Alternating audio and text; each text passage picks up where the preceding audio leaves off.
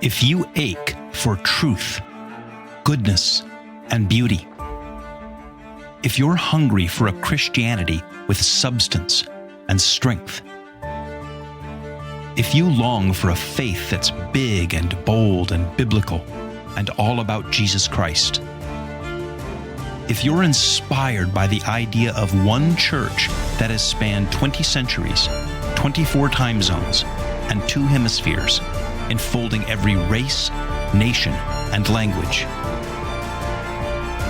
then you're considering Catholicism. Well, welcome back to the podcast. I hope that you're having a wonderful Advent and that you've found a decent Christmas playlist. And if you don't know what I'm talking about there, then take a listen to the last episode, number 161, Searching for a Christmas Playlist. I'm pretty excited today because later this afternoon, I'm interviewing a special guest, someone who's been a listener to this podcast, and the podcast actually helped influence her decision to reject New Age religion, to become a Christian, and to enter the Catholic Church. And so as I'm getting ready for that interview in a few hours, I've been thinking about how Christianity appears to the world today. So how do non-Christians, all the agnostics and atheists and secularists and nihilists and neopagans that sort of make up our 21st century culture, how do they all view the Christian religion? Now, since way back in the 1980s, I've been arguing to anyone who'd listened that our situation was becoming more and more like that of the early church and the Roman Empire. Culturally, we're living through the last days, maybe the collapse of a sort of new Roman world. And so how did the Romans, the first Roman world, view Christians? Well, generally, they thought that Christians were nuts, that they were crazy. They considered the Christian religion to be silly and nonsensical, based on a dying man who was a god who came back to life. They thought that was crazy.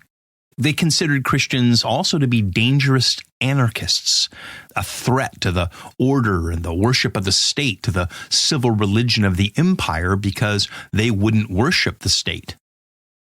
And if you haven't figured it out yet, that's what the establishment, the elites, the deep state think of you and I today.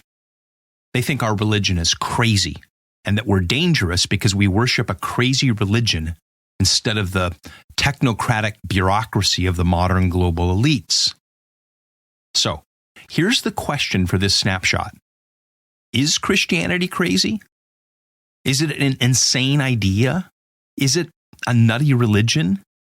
Are Christians really just wacko religious extremists? Well, let's start by saying that idea or that charge is nothing new. Not only did the Romans consider Christians crazy, Jesus himself was called insane by his critics, and his followers were called delusional for claiming that he rose from the dead. In 1 Corinthians 12, St. Paul comes right out and admits that Christianity seemed foolish to the worldly elites of his day. More than that, Paul says that God in his wisdom chose the things that seemed foolish to the world to sort of shame and humiliate them when they turned out to be true. Now today, the mainstream media and Hollywood portray Christians as low IQ kooks who've been bamboozled into following a fruitcake religion. On social media, if you dare to admit that you believe in historic Christianity, you're going to be brutally mocked, insulted, and maybe have your account canceled. You're going to be shunned in the workplace, and you might even lose your job. And it especially hurts when it comes from people that you care about. Family, friends, coworkers. They'll argue with you, they'll snicker and roll their eyes behind your back, they'll make snarky comments. And after a while, you start to wonder, are they right? Is my religion crazy? Am I crazy to believe it? Now, realistically, I'm not going to prove that Christianity is true and rational in just a few minutes on this episode, but I do have 3 responses to those charges against you and your faith. First, crazy compared to what? To say that Christianity is crazy presumes that the world's default setting is rational. and that the status quo is sane, and that Christianity is just sort of this weird aberration. Are we looking at the same world? Christianity's critics pretend that the world is this level plane of composed secular sanity, just pockmarked with these pits of religious madness that people sometimes fall into. And they imagine themselves standing on that plane of sanity, looking down, pointing and laughing that you've fallen into some nutty religious puddle. But the real world, the world that we actually live in, is a battle of narratives, of ideologies. The question isn't if you're going to believe in and worship something. It's what you're going to believe in and worship. The Romans didn't toss Christians to the lions because they followed Jesus, but because they wouldn't practice the Roman civil religion by worshiping the empire, the government, and the power of the state. And consider all of the atheistic ideologies of the last 2 centuries. The French Revolution tore the crucifix out of the Cathedral of Notre Dame in Paris and installed a goddess of reason on the altar, actually a local prostitute. And then after that, the streets ran red with the blood from the guillotines. And communism? Well, communism claims to be scientific atheism, but it's brutalized hundreds of millions of people. Look at the world that those who mock Christianity have built or are building, and look at the strange gods and ideologies that they serve. The culture that they mock us from is as irrational and, well, frankly, as weird as anything in history. Now, we can argue about the historicity of Jesus rising from the dead, but I guarantee you Christianity is no crazier than anything its critics believe, and probably less. Here's my second response to the charge that Christianity is crazy. If a tree is known by its fruits, then Christianity has earned its credibility. You see, a lot of what we know by observing effects. So we know, for example, that a medicine works because we observe that it makes most people who take it better over time. Now, I can't prove that Christianity isn't crazy because you can't prove a negative hypothesis, but I can point to its positive effects in the lives of billions of people and on the arc of civilization, and I can reasonably conclude that it has been perhaps the least crazy thing that humans have ever believed. Now, I know that's not the version of the story that you'll get from its critics because they take it as dogma that Christianity is responsible for most of the world's ills and has brought nothing but ignorance and darkness and oppression. Well, let's apply the same standard to those ideologies and beliefs. What have the atheistic secular ideologies brought to the world? Have they brought an age of light and learning and freedom? Have they brought truth, goodness, and beauty? Or have they brought far darker things? Look around and tell me what you think about where the world is going, because I don't think it's leading to bright places, but to darker places. Now, of course, Christians haven't always lived up to Christ's standards.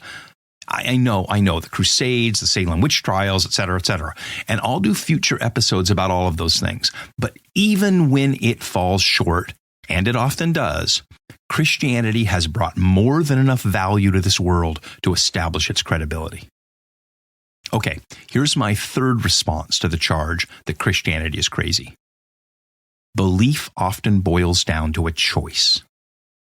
Now, I know we like to flatter ourselves and think that we only believe in facts based on an objective review of scientific evidence, but most of the time, we choose to believe something based on its plausibility and credibility. So, we choose to believe doctors or scientists because we think that they're credible and that their recommendations seem plausible. We choose to believe historical claims or scientific theories or ideologies based on plausible explanations by credible sources. But critics try to hold Christians to a different standard in arguments. So, the average Christian is supposed to be able to rattle off scientifically indisputable evidence of their faith when challenged. But for 2,000 years, Christian scholars have offered rational arguments. That's a whole field in theology called apologetics. And there are dozens of websites and YouTube channels and books unpacking all of that. I've done a lot of podcast episodes and more than a few videos about apologetics. But for today, I'll just say that Christianity isn't a crazy idea. It's not a wacko worldview, and you aren't crazy for choosing to believe in it. In fact, it just might be the sanest voice in this crazy world. So don't be ashamed of your faith or afraid of mockery and scorn. In Jesus' Sermon on the Mount, he said, God blesses you when people mock you and persecute you and lie about you and say all sorts of evil things against you because you are my followers. So be happy about it. Be very glad, for a great reward awaits you in heaven. And remember, the ancient prophets were persecuted in the same way.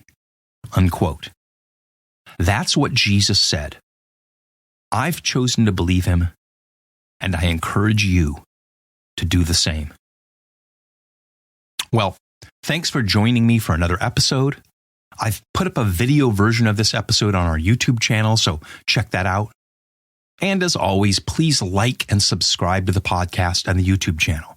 Please leave a review on Apple Podcasts or the website consideringcatholicism.com. Visit our website. And would you consider supporting this ministry so that we can keep it going and even expand it? Or at least buying me a coffee or two. There's a link in the show description. And as always, you can write me with a comment or question, consideringcatholicism@gmail.com. And blessings to y'all.